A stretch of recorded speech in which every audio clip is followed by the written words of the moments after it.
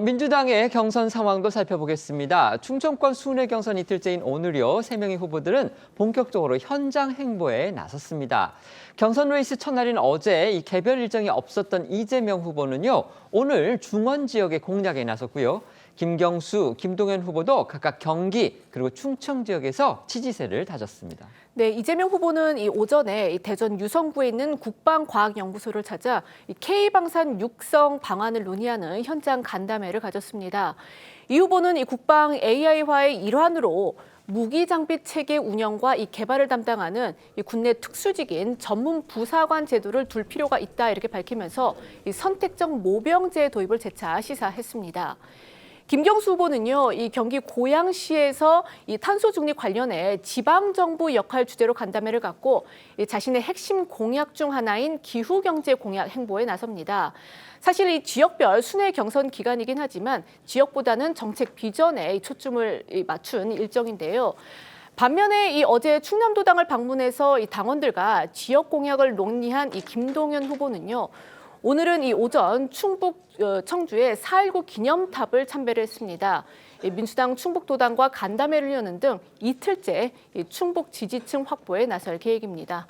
오늘 오전 이재명 후보의 모습부터 보시겠습니다. 저번 대선 때 이미 제가 말씀드렸던 것처럼 징병제의 장점 그리고 모병제의 장점을 섞어서 선택적 모병제로 운영하는 게 맞겠다는 생각을 합니다. 수십만의 청년들을 병영 속에서 단순한 반복적 훈련으로 시간을 보내게 하는 것보다는 그 시간에 복합 무기 체계에 대한 전문적 지식을 익히거나 연구 개발에 참여하고 또 전역한 후에도 그 방면으로 진출할 수 있게 해주는 게 필요하지 않겠냐. 세종시가 포함되어 있는 이 충청권 경선에 돌입을 하면서 민주당에서는요, 대통령실 이전, 이게 가장 큰 화두로 지금 떠오른 분위기입니다.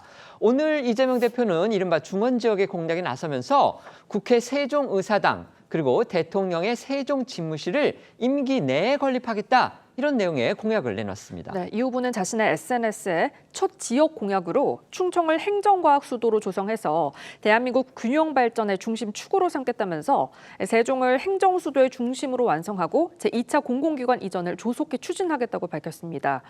구체적으로 국회 세종의사당과 대통령 세종집무실을 임기 안에 건립을 하고 국회 본원, 대통령 집무실의 세종시 완전 이전도 사회적 합의를 거쳐 추진하겠다고 했습니다.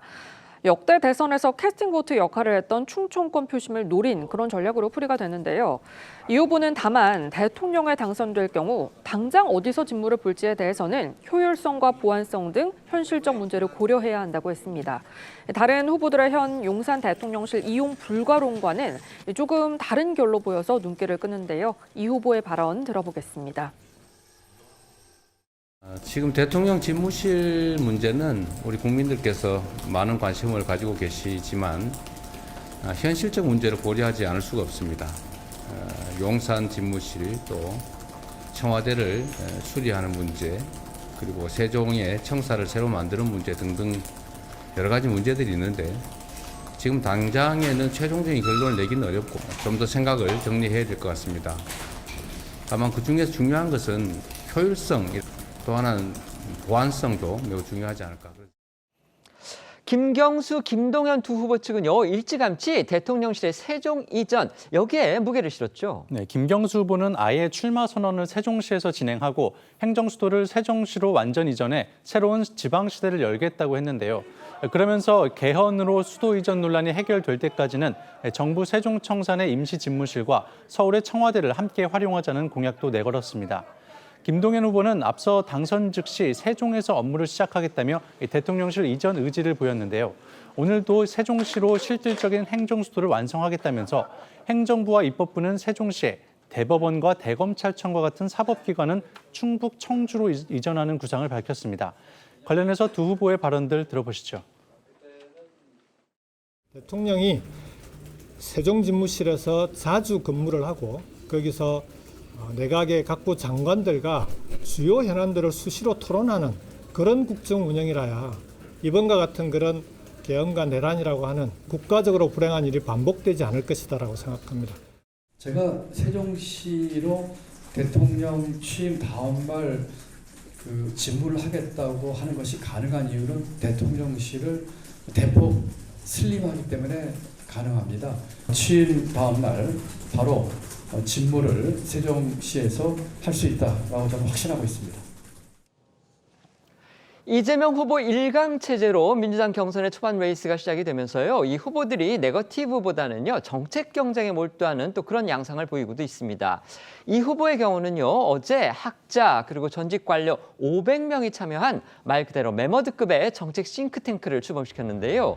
첫날부터 좌장을 맡은 유종일 상임 공동대표가 이 후보의 트레이드마크나 다름없는 이 기본소득 정책 이것과는 거리를 두는 모습을 보여서 눈길을 끌었습니다. 네, 이 이재명 후보의 싱크탱크 성장과 통합의 이 유종일 이 공동대표는요, 이 후보의 성남시장 후보 캠프 시절부터 이 함께해온 정책 자문가입니다. 어제 출범식에서 이 후보 대표 정책 중 하나로 꼽혔던 기본소득과 관련해서 여건이 안 된다며 이 유보 의사를 드러낸 건데요. 유 대표는 이 어제 보도된 동아일보 인터뷰에서도요, 과거에는 경제 민주화 등 이 분배 정의를 앞세웠지만 최근 경제 성장률 부진 속에서 성장을 통한 분배로 이 본인의 생각이 바뀌었다 이렇게 설명을 했습니다. 그러면서 이 후보 역시 이 성장 없이 분배 정의를 실현할 수 있는 상황이 아니다라는 인식이 분명히 생겼다 이렇게 전했고요. 또 이 후보의 기본 사회론에 대해서도 이 옳지 않다는 뜻을 전달을 했고 이에 이 후보도 이를 수용했다 이렇게 밝혔습니다.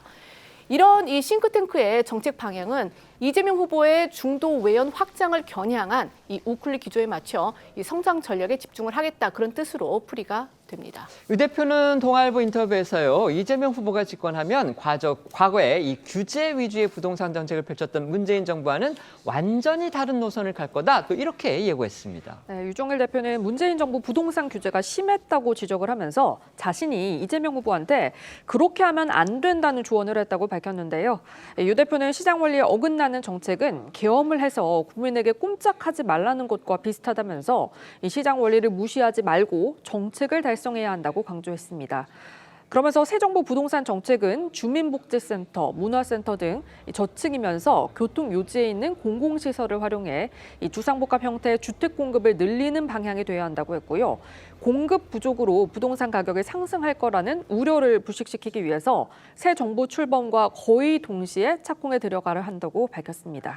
이재명 후보 캠페인은요. 현역 국회의원들도 대거 참여했습니다. 이에 비해서 다른 두 후보는 정치권 안팎에서 선대위 조직 규모부터 체급차가 뚜렷하다. 이런 말이 나올 정도로 현역 의원 모시기에 어려움을 겪고 있다고 합니다. 이 후보는 캠프 요직, 핵심 요직들을 현역 국회의원들로 채우면서 당의 장악력을 과시하고 있는데요. 오선인 윤호중 선대위원장부터 강훈식 총괄본부장을 필두로 공식 발표된 현역 의원 인선만 10명이 넘습니다. 반면 경쟁자인 김경수, 김동연 후보 캠프엔 공식적으로 이름을 올린 현역 의원이 아직 한 명도 나오지 않은 상태인데요. 국민일보에 따르면 김경수 후보 측은 이런 상황에 대해서 현역 의원 합류 시 자칫 당내 계파 갈등으로 비칠 수 있는 만큼 정책 비전 경쟁을 하겠다는 후보의 의지라고 설명한 것으로 전해집니다. 하지만 민주당 안팎에선 이재명 후보의 독주 태세가 뚜렷해 현역 의원들이 몸살이기를 한다는 평가도 나옵니다. 경선전이 본격 개막됐지만요. 김경수, 김동연 후보 측에서는 이 당 지도부가 결정한 경선 일정 그리고 방식에 대해서 여전히 또 불만의 목소리가 나오고 있다고 합니다. 어떤 내용입니까? 네, 이 중앙일보 보도인데요. 이 신문은 이 민주당 경선 일정에 대해서 해도 너무한다. 손발을 묶고 하는 이 권투 경기다. 이렇게 불만의 뜻을 표현한 이 김동연 후보 캠프 관계자의 목소리를 전했습니다. 이 현재 민주당 경선은요, 이 권리당원 투표 50%, 일반 국민 여론조사 50% 이렇게 이제 진행이 되는데 지금 이 권리당원 투표가 충청권 지역에서 어제부터 19일까지 진행이 되고 결과는 19일 이 충북 청주에서 발표가 될 예정입니다. 이어 27일까지 총 4차례에 걸쳐서 이 권역별 순회 경선이 치러질 예정인데요. 이 나머지 50%를 차지하는 일반 국민 상대 이 여론조사는 21일부터 27일 중 이 이틀간 실시가 됩니다. 문제는요, 이 경선 기간 후보 간 TV 토론이 18일과 25일 이 두 차례뿐인데다가 일정상 이 충청과 영남의 이 투표 결과, 그러니까 권리당원의 투표 결과는 일반 국민 여론조사 전에 공개가 된다는 점입니다. 김동연 후보 측은요, 이 중앙일보와의 통화에서 이재명 후보 지지가 압도적인 이 권리당원 투표 결과를 미리 공개를 할 경우 여론조사에 참여하는 일반 국민의 선택이 당연히 이 영향을 미칠 것이다 이렇게 지적을 했습니다. 하지만 이모경 당 선관위 부위원장은 중앙일보에 해당 지역 투표 결과를 바로 발표하지 않으면 경선이 흥행을 못한다고 반박한 걸로 전해졌는데요. 두 번뿐인 TV 토론회에 대해서도 김경수, 김동연 두 후보 측에서는 불만의 목소리가 여전하지만 당 지도부는 2주 정도의 속성 경선이라 불가피하다라는 입장을 고수하고 있는 걸로 전해졌습니다.